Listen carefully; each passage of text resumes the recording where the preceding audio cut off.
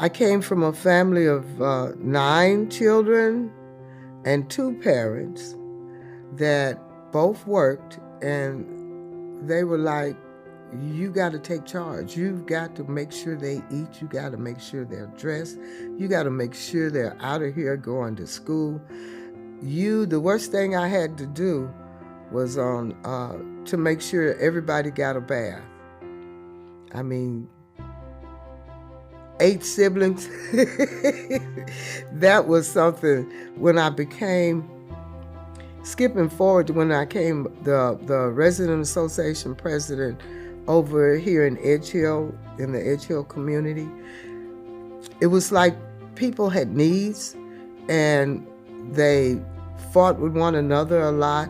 And I felt like the lady who was president before me had been president so many years, and she picked me. She said, I want her to be the next president.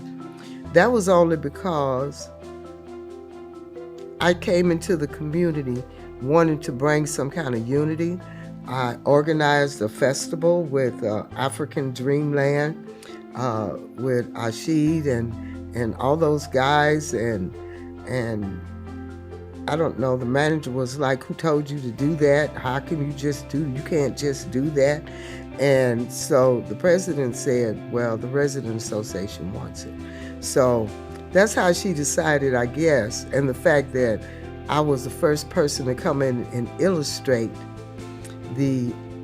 I was asked, after they found out I did artwork and painting, they asked me to do an illustration of the eviction process. And when Miss Weekly, Ann Boone Weekly, when she saw that, she says, yes, she needs to be the next president. It's just that when people need stuff, I'm just like, okay, let's see who we need to contact. We need to know who, what, when, where, and how. We need to do this. And so that's pretty much what motivates me, that drive from early childhood when they said, you do this. So it's instilled in me.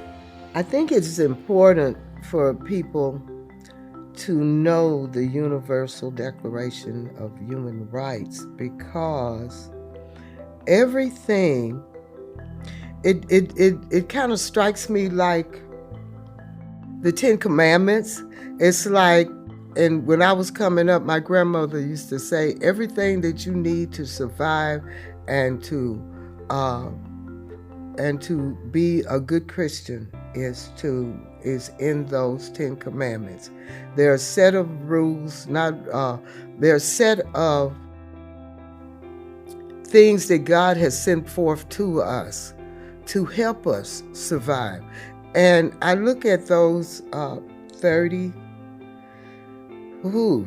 declarations of human rights. Oh my goodness.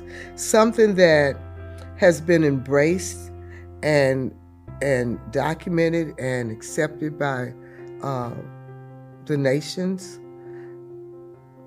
It's something that if people don't know them, they're missing out. I feel like that's the only way we're going to come to bring some unity to the communities, to the world. I mean, the wars that are going on, they're senseless. They make no sense, just taking people's lives just because you want a piece of land.